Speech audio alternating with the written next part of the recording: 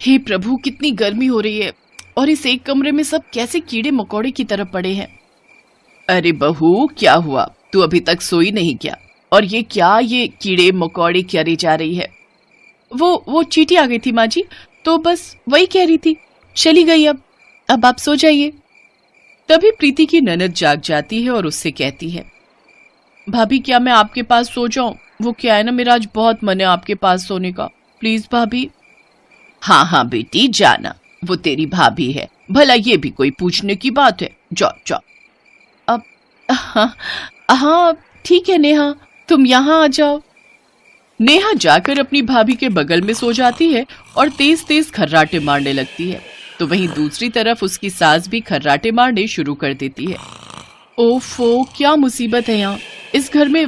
मेरा मतलब है, इस कमरे में तो चैन से सो भी नहीं सकते। प्राइवेसी नाम की तो कोई चीज ही नहीं है यहाँ। ये है प्रीति का ससुराल, जहाँ सास बहू दोनों का एक ही कमरा था। प्रीति सबके साथ एक कमरे में ही सोती थी। सुबह जल्दी उठकर प्रीति सारे घर का काम निपटाकर जैसे ही आराम करने बैठती है, वैसे ही उसकी सास उमा गीले पैर लेकर पूरे घर में घूमने लगती है। अरे अरे माँ जी, मैंने अभी अभी झाड़ू पोछा किया था और आपने फिर से सारा गंदा कर दिया। अरे बहू, वो क्या है ना, उम्र के हिसाब से दिखता कम है मुझे। मैं अपना चश्मा कब से ढूंढ रही हूँ, लेकिन वो मुझे मिल ही नहीं रहा। यहीं तो रखा था मैंने। अब हाँ, मिल गया। ये देखो, मैं भी ना एक नंबर की भुलक्कड़ हूँ। अच्छा सुन, मैं ना पड़ोस में कीर्तन में जा रही हूँ, तो दिन का खाना बनाकर तैयार रखना, समझी? सारा कमरा बिखेर कर उमा आराम से कीर्तन में चली जाती है, लेकिन कमरा फैला देख प्रीति को बहुत गुस्सा आता है। ओफो, ये सूप नखा मेरा सारा घर बिगाड़ कर चली गई। आज तो आने दो उनको। अब मैं और अपनी सास के साथ एक कमरे में नहीं रह सकती। प्रीति उस एक कमरे में अपनी सास और ननद के साथ रहकर परेशान हो चुकी थी। अब उसने ठान लिया था कि वो अमित के साथ किराए पर एक कमरा लेकर रहेगी। एक कमरे का ससुराल होने की वजह से घर में सभी को परेशानी तो होती थी। फिर शाम को अमित मजदूरी करके घर लौटता है तो प्रीति उससे अकेले में बात करने की बहुत कोशिश करती है, लेकिन उसे मौका ही नहीं मिलता। हाय मेरा बेटा, आजकल कितना कमजोर हो गया है। सारा दिन मेहनत करता है। ले लल्ला, 2 रोटी और खा। नहीं माँ, अब और भूख नहीं है, मुझे पानी चाहिए। हाँ हाँ, मैं अभी तेरे लिए पानी लाती हूँ। उमा पानी लेने चली जाती है और मौका देखते ही प्रीति अमित से बात करने की कोशिश करती है। सुनिए जी, मुझे ना आपसे बहुत जरूरी बात करनी है। वो मैं ये कह रही थी कि ये लो बेटा पानी। हाँ हाँ बहू, क्या कह रही थी तुम? वो क्या वो ये करी जा रही है, ठीक से बोल। खूसट बुढ़िया, हम दोनों को 5 मिनट के लिए अकेला छोड़ेगी तब तो मैं बात करूंगी ना। गूंद की तरह बस चिपक रखी है अपने बेटे से। हाँ बोलो ना प्रीति। बेचारी प्रीति बहुत कोशिश करती है अमित से बात करने की, लेकिन एक ही कमरा होने की वजह से उसे मौका ही नहीं मिलता। ऐसे ही कुछ दिन बीतते हैं। एक रोज पड़ोस की कमला काकी लड्डू लेकर उनके घर आती है। ले उमा, लड्डू खा, मेरे घर खुशखबरी आने वाली है। मेरी बहू पेट से है। अच्छा, बहुत बहुत बधाई हो। लड्डू देकर कमला काकी वहां से चली जाती है। फिर उमा अपनी बहू से, मेरे बेटे के बाद जिनकी भी शादी हुई थी उनके भी पोता पोती हो गए। पता नहीं मैं कब अपने पोता पोती का मुंह देखूंगी। अब प्रीति बहू, तू भी जल्दी से हमें खुशखबरी सुना दे। माँ जी, जब आप हम दोनों को अकेला छोड़ेंगी तभी तो हम खुशखबरी सुनाएंगे ना। भला एक कमरे में ससुराल ऐसे कैसे बच सकता है? अपने पति से तो अकेले में मैं बात ही नहीं कर पाती, तो बच्चे के बारे में कहां से सोचें? क्यों, पहले के जमाने में भी तो बड़ा परिवार एक कमरे में गुजारा करता था ना, और तब भी तो लोगों के बच्चे होते थे ना। ये सब बहाने तू हमें मत सुना और जल्दी से हमें खुशखबरी सुना दे। ये कहकर उमा वहां से चली जाती है। प्रीति को सास की बात पर बहुत गुस्सा आता है, लेकिन वो कर भी क्या सकती थी। फिर एक रोज अमित अपनी बहन नेहा के साथ अपनी बुआ के यहाँ शादी में गया होता है। उस रोज घर में अकेली सास बहू होते हैं। तभी प्रीति को एक आइडिया सूझता है और वो आधी रात को उठकर बैठ जाती है और अपने सारे बाल खोलकर आगे की तरफ डालकर अपना मुंह ढक लेती है और जोर जोर से हंसने लगती है। उसकी हंसी से उमा उठ बैठती है और उसे देखकर डर जाती है। बहू, अब ये तू ऐसे क्यों बैठी है? तूने बहुत परेशान किया है ना मेरी पोती प्रीति को। तू इसे अकेला नहीं रहने देती ना। मैं इसकी दादी हूँ और इसे परेशान देख मुझसे रहा नहीं गया, इसीलिए मुझे यहाँ धरती लोक पर आना पड़ा। मुझे माफ कर दो, हमारे हालात अभी ऐसे नहीं है कि मैं इसे अलग कमरा दे पाऊं। लेकिन मेरा बेटा दिन रात मेहनत कर रहा है, मेरी बहू को छोड़ दो। नहीं, जब तक तू इस कमरे को नहीं छोड़ देती मैं इसे छोड़कर नहीं जाऊंगी। अब जब तक तेरा बेटा वापस नहीं आ जाता तू इस घर के बाहर ही सोएगी। मैं अभी जाकर सो जाती हूँ, अब मैं बाहर आंगन में ही सोऊंगी। उमा बाहर आंगन में सोने चली जाती है। ये देख प्रीति बहुत खुश होती है। उस रात उमा बाहर ही सोती है, लेकिन अगले दिन जब वो सो रही होती है तो मौसम काफी खराब हो जाता है। उसे बेहद ठंड लगने लगती है, लेकिन डर के मारे वो अंदर नहीं जा पाती और सारी रात बारिश में भीगने के कारण उसकी तबीयत खराब हो जाती है और वो बेहोश हो जाती है। सुबह जब प्रीति जागती है तो उसकी सास आंगन में बेहोश पड़ी होती है। ये देख प्रीति उसे जल्दी से अस्पताल ले जाती है। बारिश में भीगने के कारण इनकी तबीयत काफी खराब हो गई है। मैं कुछ दवाइयां लिख देता हूँ, आप ये दे दीजिएगा। प्रीति उसे घर ले आती है। उधर अमित और नेहा भी शादी से वापस लौट आते हैं। प्रीति को अपने किए पर बहुत पछतावा होता है और वो सबसे अपनी गलती की माफी मांगती है। साथ ही अमित और उमा को भी ये एहसास होता है कि एक कमरे के ससुराल में गुजारा करना कितना मुश्किल है। फिर अमित थोड़े पैसे जोड़कर एक कमरा और डलवा लेता है। अब सास और ननद एक कमरे में और प्रीति और अमित एक कमरे में खुशी खुशी रहने लगते हैं। संगीता और विनय की नई नई शादी हुई थी। विनय अपनी पत्नी संगीता से बहुत प्यार करता था और वो दोनों बहुत ही प्रेम से रहते थे। लेकिन संगीता के सास ससुर हमेशा ही आपस में लड़ा करते थे। उसकी सास बहुत तेज थी, बल्कि ससुर जी थोड़े सीधे पड़ जाते थे। संगीता ने अपने ससुर को चाय दी। ये लीजिए पिताजी, चाय पी लीजिए। सासू माँ के बारे में इतना मत सोचिए, उनके अंदर भी आपके लिए प्रेम है। अगर प्रेम ना होता तो आप पर गुस्सा भी तो नहीं करती। अब हाँ बहू, यही सोचकर तो मैं शांत रह जाता हूँ। अगर तू इस घर में ना आती तो मुझे समय पर चाय भी न मिलती।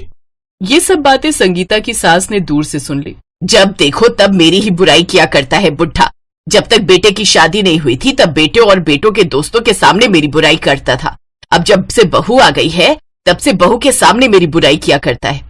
और बहुएं आजकल की तो होती ही ऐसी हैं। उनको अपनी सास की बुराई सुनने में बड़ा मजा आता है। अरे नहीं सासू माँ, मैं तो ससुर जी से ये कह रही थी कि सासू माँ आपसे बहुत प्यार करती हैं, इसी वजह से आप पर गुस्सा करती हैं। ये बात आपने मेरी नहीं सुनी। तू मुझे ज्ञान देना बंद कर दे संगीता। बाथरूम में जा, मेरे ढेर सारे कपड़े पड़े हैं, उन्हें धो दे जाकर। विनय भी आता होगा, उसके लिए खाना बनाना है। इससे पहले कि मैं बाथरूम जाऊं सासू माँ, आप छत पर जाकर देखिए, मैंने आपके कपड़े आपके कहने से पहले ही धोकर सूखने के लिए फैला दिए हैं। तूने बिना पूछे मेरे कपड़ों को हाथ कैसे लगा दिया? जब तक मैं ना कहूं तब तक मेरा कोई भी काम करने की जरूरत नहीं है, क्योंकि इस घर की महारानी मैं हूं, ना कि तू। सासू माँ, अगर मैं इस घर की महारानी बन भी गई फिर भी आप तो महारानियों की सरदार रहेंगी ना। ठीक है, जा मेरे लिए जाकर चाय बना कर ला।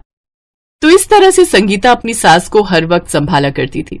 वो कुछ भी उल्टा सीधा उसे कह देती थी, लेकिन संगीता उसकी बात का बुरा नहीं मानती थी।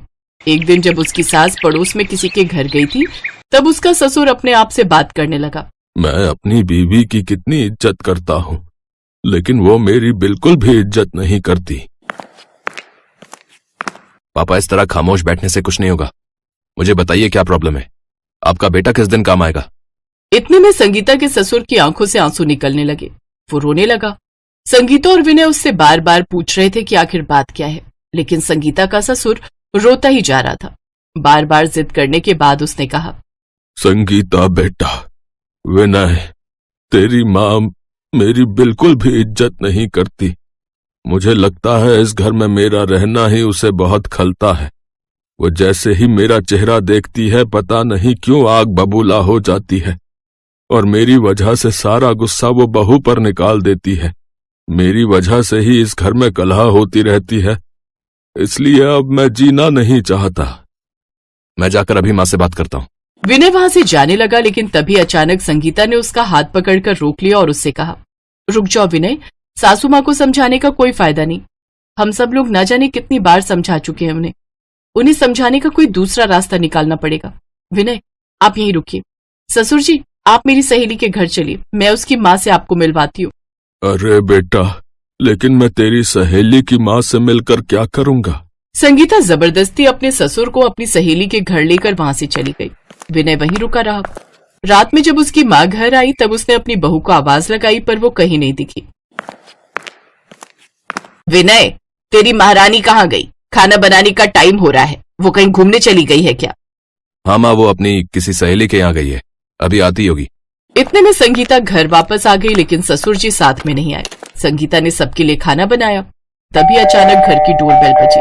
संगीता ने दरवाजा खोला तो बाहर उसका ससुर किसी औरत से शादी करके आ गया था। उसकी सास हैरान हो गई। बुढ़े, इस उम्र में तुझे यही करने को मिला था, बस यही दिन देखना बाकी रह गया था। संगीता, तू अपने ससुर की बहुत तारीफ करती थी ना, अब देख लिया? ओए बुढ़िया, अब ये मेरे पति हैं, इनसे ऊंची आवाज में अगर बात की तो मैं तेरा थोबड़ा तोड़ दूंगी। इसने बिल्कुल सही कहा। अब ये मेरी नई पत्नी है और ये मुझसे बहुत प्यार भी करती है। तुम्हें इस घर में रहना है तो रहो, वरना निकल जाओ इस घर से। चलो महिमा, कमरे में चलते हैं, आज हमारी सुहाग रात है। संगीता का ससुर अपनी नई नवेली दुल्हन को लेकर कमरे में चला गया। रात में उसकी सास भी उसी कमरे में चली गई। ये मेरा कमरा है, तुम दोनों को अय्याशी करनी है तो छत पर जाओ। मैंने कब मना किया कि ये तुम्हारा कमरा नहीं है? पर ये मेरा भी कमरा है। मैंने तो तुमसे नहीं कहा कि इस कमरे से निकल जाओ। ठीक है, मैं भी इसी कमरे में सोऊंगी। मैं भी देखती हूँ कि तुम दोनों क्या करते हो इस बुढ़ापे में। वो दोनों एक ही कमरे में सोने लगे। अगली सुबह जब संगीता की सास की नींद खुली तब वो कमरे में अकेली थी। ये दोनों कहाँ चले गए, बाहर जाकर देखती हूँ। वो बाहर जाने ही वाली थी कि तभी संगीता उसके लिए चाय लेकर आ गई। गुड मॉर्निंग सासू माँ, ये रही आपकी चाय।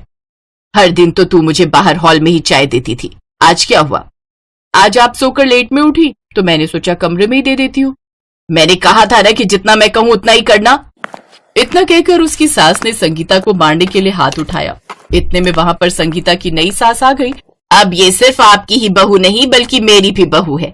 आज के बाद इस पर हाथ उठाने की कोशिश भी की तो हाथ तोड़ दूंगी। चल बहू, जब इसे चाय पीनी होगी खुद बना लेगी। इतना कहकर वो दोनों वहां से चली गईं। दोपहर को संगीता अपनी नई सास के साथ मिलकर खाना बना रही थी। चलो, कम से कम बहू को खाना बनाने में तो मदद मिलने लगी, वरना इससे पहले घर का सारा काम बहू अकेले ही करती थी। ये आपने बिल्कुल सही कहा पिताजी। ये सब कुछ संगीता की सास सुन रही थी। अब कोई उस पर ध्यान नहीं देता था। उसकी अब उस घर में बिल्कुल नहीं चलती थी। वो अपने कमरे में जाकर अपना बैग पैक करने लगी। मैंने हमेशा अपनी ही चलानी चाहिए इस घर में। काश मैं भी प्यार से ही रहती इस घर में तो आज ये दिन नहीं देखना पड़ता। मैं अपने पति को हमेशा एक नौकर की तरह ट्रीट करती थी। अब तो मेरा बेटा भी मेरी बात नहीं मानता और मानने भी नहीं चाहिए। मैं भूल गई थी कि घर प्यार से चलता है, तानाशाही से नहीं। खैर वो अपना बैग लेकर बाहर आ गई। उसका पूरा परिवार बाहर ही खड़ा था। अरे सासू माँ, कहाँ जा रही हैं आप? बहू, मैं जा रही हूँ, किसी मंदिर में जाकर अपने पापों का प्रायश्चित करूंगी। मैंने आप सभी के साथ बहुत बुरा बर्ताव किया, शायद इसी बात की मुझे सजा मिली। हो सके तो मुझे माफ कर देना। तुम कहीं नहीं जाओगी, इसी घर में रहोगी। आप अपनी नई बीवी के साथ खुशी खुशी रहिए। मैं पत्नी कहलाने के लायक नहीं। अब जब तुम्हें अपनी गलती का एहसास हो गया है तो मैं तुम्हें बता देता हूँ, ये मेरी पत्नी नहीं है, ये तो संगीता की सहेली की माँ है। संगीता और विनय के कहने पर ही हमने ये सब नाटक किया। हाँ माँ, पिताजी तो फांसी लगाकर आत्महत्या करने वाले थे। ये तो अच्छा हुआ कि हम टाइम पर पहुंच गए और बचा लिया। फिर मैंने ही ये सारा प्लान महिमा आंटी के साथ मिलकर बनाया। अब आपको अपनी गलती का एहसास हो गया है तो हमारा प्लान सफल हुआ। उस दिन के बाद सारा परिवार खुशी खुशी रहने लगा।